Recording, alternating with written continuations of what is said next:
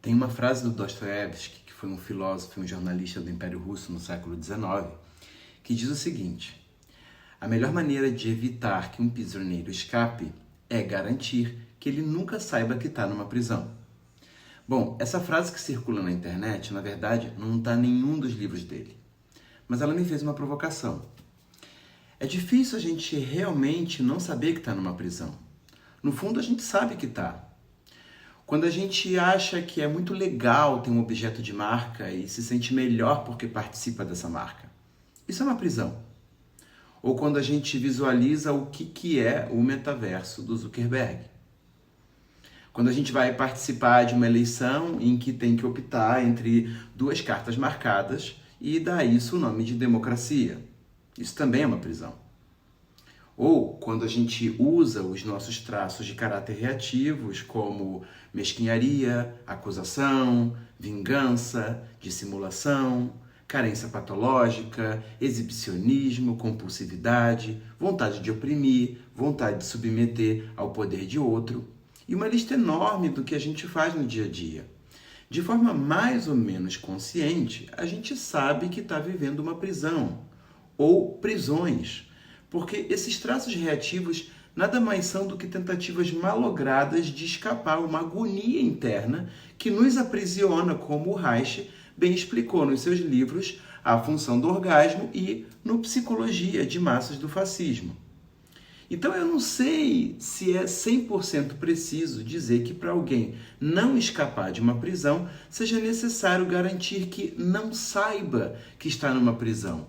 Porque intuitivamente a gente sente angústia quando está preso em algum tipo de enquadramento. E a gente tem um cerne biológico que nos sinaliza do interior uma necessidade de escapar a isso e tentar se libertar. Então, dentro do pensamento do Reich, talvez a frase mais precisa fosse: a melhor maneira de evitar que um prisioneiro escape é se certificar de que ele nunca queira escapar da prisão. Assim, talvez a gente consiga dialogar menos por um viés de ser vítima ou ser manipulado inconscientemente e mais buscar um contato com o que a gente gosta tanto de estar nessas prisões. Gostamos tanto a ponto de não cindirmos com elas. Esse é um questionamento que o Reich fez em 1934 com a ascensão do nacionalsocialismo, com a sua célebre frase que, anos depois, foi apontada por Deleuze e Guattari no Anti-Édipo. A frase é a seguinte: as massas não foram enganadas, elas desejaram fascismo. Essa frase do Reich ela ressoa com um problema apontado por um filósofo do século XVI chamado Etienne de la Boétie, que foi um dos primeiros a apontar o problema da submissão. Não de cima para baixo, sobre como quem detém o poder opera com quem é oprimido, mas de baixo para cima, ou sobre como uma pessoa se submete e se torna servil voluntariamente àquele que detém o poder. E a chave que la Boétie deu foi o seguinte: as pessoas defendem o tirano porque elas mesmas carregam tiranetes dentro de si mesmas. Então, quando a gente consente nós mesmos termos atitudes tiranas, reativas, depreciativas, vingativas, torturantes do outro, escravagistas dentro de nós, essa autoadesão a um submundo perverso é o que também nos faz consentir que tiranos façam o que fazem. A essa capacidade das pessoas se aliarem a princípios sombrios e servirem propósitos inconscientes e irresponsáveis e criarem redes afetivas a partir disso, é o que Reich deu o nome de peste emocional. Por meio de acordos e pactos, as pessoas se infectam umas às outras com reatividades e constroem espaços políticos pautados por essas reatividades. Essa preocupação reichiana não é só política, ela é clínica.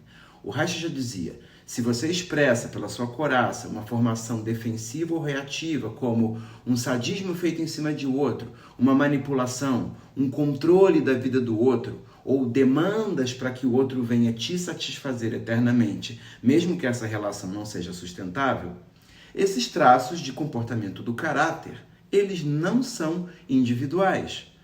Nenhuma das nossas reações de sobrevivência da coraça que a gente aprendeu a fazer são individuais. Tratar os nossos traços defensivos do caráter como produções individuais leva a uma despotencialização dos espaços de vida que a gente cria, ou que a gente contamina com a nossa peste. A psicologia política do Reich ela abre um leque muito grande de possibilidades para pensar clínica e política dentro de um mesmo campo de produção imanente e possibilidades para a gente pensar muito além de uma clínica individual. E com isso eu queria fechar com uma frase do Dostoiévski, que sim é dele, não é fake news, que está no livro Os Irmãos Karamazov. A frase é a seguinte: mas sobretudo, antes de tudo, não minta. Aquele que mente a si mesmo e escuta sua própria mentira vai ao ponto de não mais distinguir a verdade, nem em si, nem em torno de si. Perde, pois, o respeito de si e dos outros. Então, cuidemos sempre com o fato de que aquilo que nos seduz nas nossas formações reativas também nos conduz sempre a um auto-engano. Desejo a todos um forte abraço e a direção de uma vida sempre mais potente.